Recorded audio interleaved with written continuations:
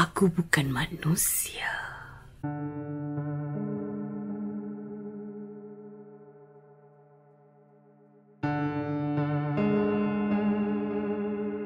Hai semua, kita bertemu lagi dalam Kisah Seram. Kali ni, I nak share sebuah perkongsian yang dihantar oleh Puan Ina, seorang ibu yang mempunyai bukan seorang tetapi 2 orang anak yang hijab matanya terbuka. Okay, sebelum I start, I nak minta maaf sebab minggu lepas tak ada story. So, minggu ni I cuba curi-curi masa untuk kongsikan satu kisah seram kepada anda. Kalau in the future ada minggu yang I terlupa nak update ke, lepas tu tak ada story ke, I'm really sorry. I akan cakap ni awal-awal. Saya minta maaf sangat-sangat kalau ada minggu yang saya terlepas untuk upload. Sebab sesi rakaman The Mask Singer Malaysia ni memang ambil masa yang sangat banyak. Kalau korang nak pergi tengok as audience, boleh korang just follow my IG _Farah Faisal _ dan korang boleh dapat all the info lah hari apa rakaman. Kita baru record 3 episode, total ada 11. So ada like 8 episode lagi untuk kita record. So kalau korang berminat nak tengok, korang boleh just follow my IG and semua information dekat situ. Dan korang boleh tengok lah I balik kerja pukul berapa pagi, esok ada studio lagi, lepas ada meeting lagi, banyak, very busy. Sebab tu tak sempat nak rakam, tak sempat, kadang dah sempat rakam, tak sempat nak edit pula. Okay, tak nak membil-bil, jom kita mulakan cerita. Sebelum I mula cerita, subscribe lah dulu.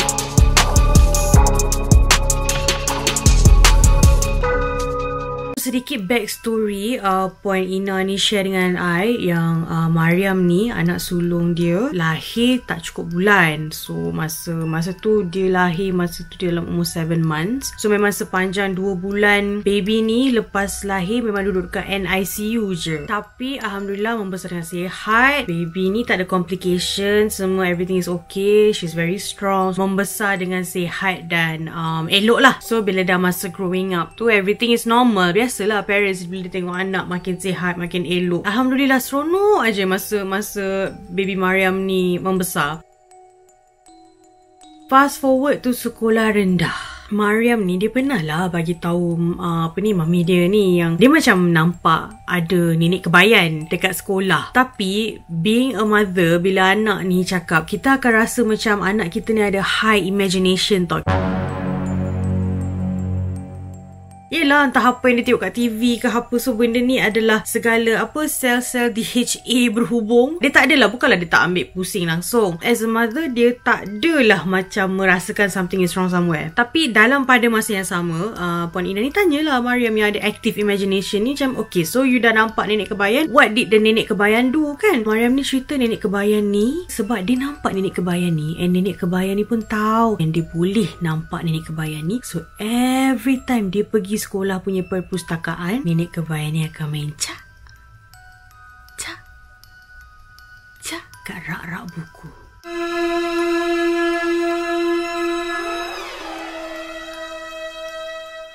Cerita tu macam scary juga for a kid kan. Budak sekolah rendah cakap kat mak dia nampak nenek kebayan main cat dekat buku, kat perpustakaan. Tapi sebab ini je kisah yang Mariam cerita, jadi bagi Puan Ina, macam saya cakap tadi lah, dia rasa ni active imagination je lah. So dia tak terlalu ambil serius, tapi tidaklah memandang enteng juga. So dia still monitor lah anak dia. But then sepanjang sekolah rendah memang satu tu je cerita. So dia kata okay lah, so betul lah, mainan perasaan kan, imagination anak je.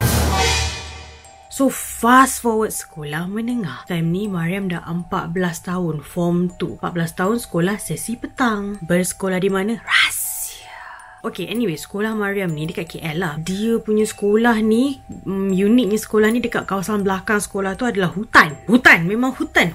Literally hutan menurut email ni lah. So belakang sekolah ni ada kawasan hutan. Satu hari tu ada pelajar baru masuk dekat sekolah ni. So kebetulan budak tu masuk dalam kelas Mariam. And kebetulan juga Mariam ni, meja sebelah dia adalah meja kiranya seat kosong lah. So dia offer lah budak tu duduk kat sebelah dia. So Mariam ni pun berkenalan dengan budak ni, tanyalah nama apa semua. So budak tu pun cakap, cakap lah nama dia Izzat, family baru pindah kat sini, dia bersekolah kat sini. So borak macam biasa, ada borak macam yelah new student, dia nak buat new student ni macam rasa comfortable lah, masuk sekolah baru, ada kawan baru. So Mariam ni being nice lah, dia tak lah Mamat ni rasa left out ke atau rasa awkward ke kan. So dia berkawan lah dengan budak yang bernama Izzat ni. Tapi macam biasalah high school drama, sejak Mariam baik dengan Izzat ni, kawan-kawan dia semua pulaukan dia.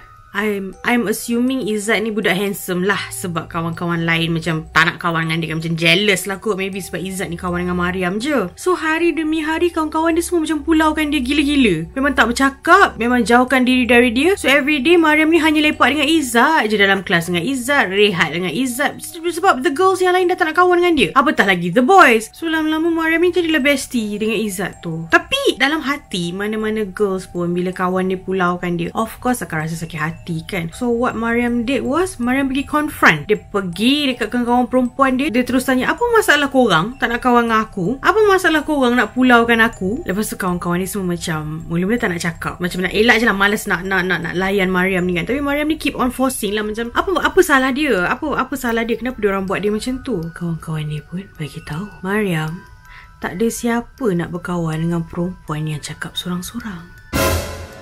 Mariam blur. Cakap sorang-sorang? Bila masa aku cakap sorang-sorang? So kawan-kawan ni bagi tahu, engkau ni dah berapa hari, dah berapa lama dah kita orang tengok, makin hari makin menjadi-jadi. Asyik bercakap sorang-sorang. Kau cakap dengan siapa weh? Kau ni gila You know, like budak-budak sekolah kan memang kadang-kadang bahasa pun memang So Mariam explain, tak, aku cuma nak being nice dekat Izzat kot, budak baru yang korang semua tak nak layan dia, kenapa? Semua orang macam saling pandang, memandang. Memang pandang pelik lah dekat muka Mariam ni kan. Izzat mana? Mana ada student baru dalam kelas kita? Kau ni, kau cakap dengan hantu ke?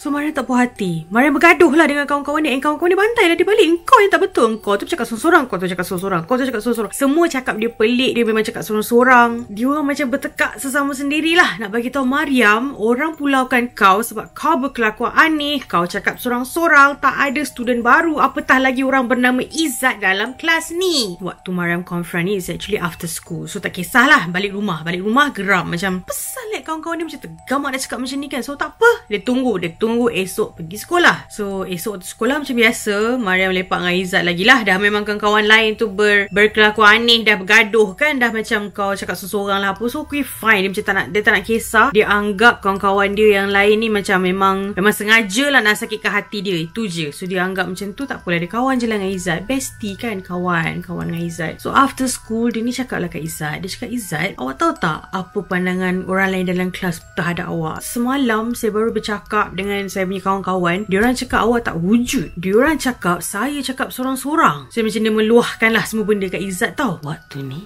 Izzat pun mengaku, benar, aku bukan manusia. Mariam terkebel-kebel lah. Ni siang ni guys, ni siang-siang buta baru habis sekolah Mamat bernama Izzat yang pakai baju sekolah dia ni, uniform sekolah ni, boleh cakap dekat Mariam, depan muka Mariam, yang Izzat bukan manusia. Mariam dah macam pelik. So Mariam macam, tak payahlah main-main kan. Macam dah dia kena pulang kawan-kawan, kau pula nak menakut-nakutkan dia. Apa hal ni kan? Izzat kata, kau tak percaya aku bukan manusia? Of course lah Mariam tak percaya. Mariam tengok dia memang manusia biasa, lengkap sifatnya seperti manusia, berpakaian uniform elok je dalam kelas, buat kerja semua. Izzat terus tunjuk bakat depan muka Mariam ni. Izzat seorang budak lelaki yang memakai uniform sekolah. Parkour. Yes, kalau korang tak tahu parkour tu apa, korang boleh google sekarang parkour tu apa. Parkour dekat bangunan sekolah ni. Depan muka Mariam. Prap. Mariam dah tercengang. Izzat kata, tak percaya lagi. Dia tarik tangan dia panjang-panjang depan muka Mariam. Dia gerakkan tangan dia dan memang terpanjang-panjang macam tu. Mariam explain macam tangan ni. Macam tangan apa ni? Tangan panjang-panjang macam tu. Memang panjang sangat tangan Izzat tu. Mariam tergamam tengok Izzat punya tangan panjang tu. Ya Allah. Okey, kalau parkour tu mungkin sesuatu skill yang boleh dipraktis. Tapi kalau kau tarik tangan kau panjang-panjang macam tu, mana ada manusia elastik macam tu. Kau Inspector Gadget ke? Macam tarik panjang macam tu. So Mariam terkejut. Mariam memang demam 3 hari. Mak dia memang pelik. Ambil anak dia dari sekolah, anak dia dah lemah. Lepas tu 3 hari demam. Hari ketiga dah elok sikit tu, Mariam cerita kat ibu dia, Puan Ina ni lah, apa yang berlaku ni semua. Dia cerita daripada hari yang dia kenal Izzat, hari dia kena pulau, hari yang kawan dia cakap sorang-sorang. Lepas tu hari yang Izzat mengaku Izzat bukan manusia.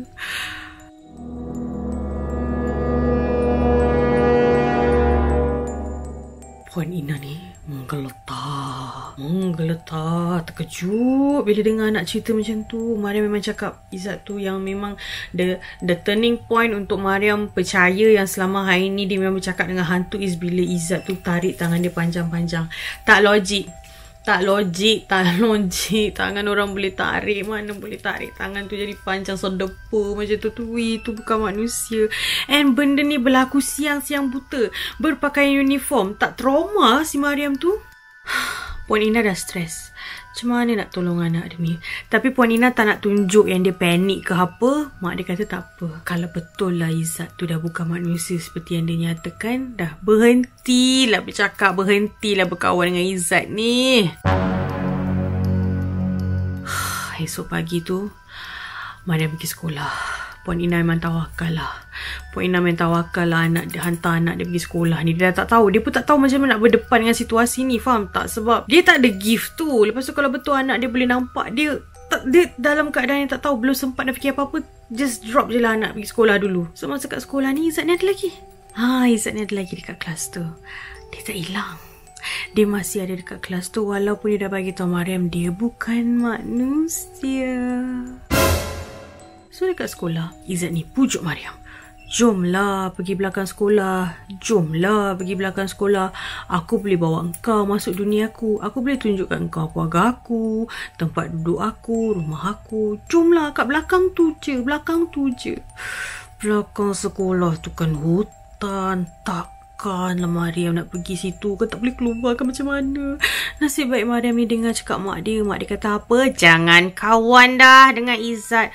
So Mariam tak ikut. Tak kisahlah macam mana Izzat pujuk dia sekalipun. Jomlah aku bawa kau pergi lepak dekat dalam kawasan aku. Tak nak lah, tu dah alam lain, alam gaib, tak payah. Nasib baik Mariam dengar cakap mak dia. Mariam tak pergi. Balik sekolah ni Mariam ceritalah dekat mak dia. Tahu tak ibu apa jadi hari ni kat sekolah? Izzat tu dia sibuk nak ajak Mariam pergi kat belakang sekolah. Dia nak bawa Mariam pergi tengok tempat duduk dia, rumah dia, keluarga dia, semualah kat sana dekat dalam hutan kat belakang sekolah tu. Hati mak mana yang tenang? Benda dah start ajak anak dia masuk dunia lagi satu. Kok suka sangat berkawan dengan anak dia, dah ajak pula nak masuk dalam alam gaib ni kan. So dia dah tak senang duduk.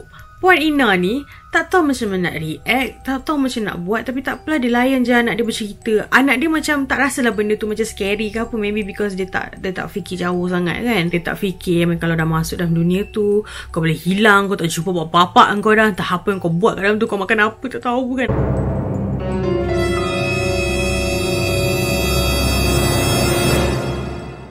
Esok tu, dia hantar anak dia sekolah, dia masuk sekolah, dia pergi cari ustaz kat sekolah tu. Yes, ustaz dekat sekolah tu. Dia datang kat ustaz tu, dia explain. Anak dia ni ada gangguan kat sekolah ni. Ni dia ceritalah pasal orang report cakap anak dia cakap sorang-sorang. Anak dia cakap anak dia nampak ada budak student baru masuk dalam kelas. So meaning dalam kelas tu sebenarnya selama ini ada entity. Time ni lah baru ustaz ni bagi tahu dekat mak Mariam. Dia cakap sebenarnya puan, ini adalah kes pertama di mana ada laporan murid nampak entiti yang sempurna sifatnya. Sebab it turns out rupanya sekolah ni banyak gila kes histeria yang melibatkan student-student perempuan senior, yang mana yang dah period semua ni lah kan. Banyak gila kes histeria. And bila orang tanya lepas dah elok histeria tu, diorang nampak badan manusia tak berkepala lah, diorang nampak badan manusia yang perut terburai lah. Basically selalu nampak makhluk is either makhluk ngeri atau manusia yang tak sempurna, memang berdarah-darah, kepala putus, tangan putus, perut terburai. So nampak benda ngeri tau. So ini adalah pertama kali bila ada orang atau parents yang report yang anak dia ni kena gangguan and entity itu tidak menyeramkan. So bahaya, ustaz ni cakap. Bahaya, maksudnya entiti ni bukan hanya sekadar mengganggu, tetapi entiti ini ingin berkawan dengan anak Puan Ina ni. Mungkin entiti ni memang nak bawa Mariam ni pergi duduk dekat dunia dia. Sebab tu dia berkawan dulu. Nasib baik lah Mariam ni tak ikut. So bila dah bincang dengan ustaz tu pun suggest lah pergi cari ustaz yang merawat ni dekat luar sana supaya tolong buang Izzat ni tau. Sebab sekarang ni Izzat ni dia dah lekat dengan Mariam. Dia macam dia dah cop Mariam. So kemana Mariam pergi, Izzat ni akan ada. Walaupun hanya Mariam nampak dekat sekolah. Faham tak? So bila entity ni dah suka kau, dia cop kau, dia akan selalu ikut kau sampai je dapat kau. Ibu mana yang tak panik kan? So dia memang cari, dia jumpa, alhamdulillah dia jumpa ada satu ustaz ni dekat Sungai Buaya. Dia bawa berubat. Tak adalah the first session tu terus settle tau. Dia ada beberapa sesi. Alhamdulillah, mungkin sebab tempoh berkawan, perkenalan Izzat dengan Mariam ni tak lama. Jadi bukanlah mudah, tapi dapatlah ustaz ni buang Izzat tu daripada terus melekat dekat Mariam. Dan juga dalam sesi berubat tu, ibu Mariam, Puan Ina ni, dia minta lah dekat ustaz tu, tolonglah ustaz, tolong tutupkan hijab mata anak dia. Itu kisah anak pertama.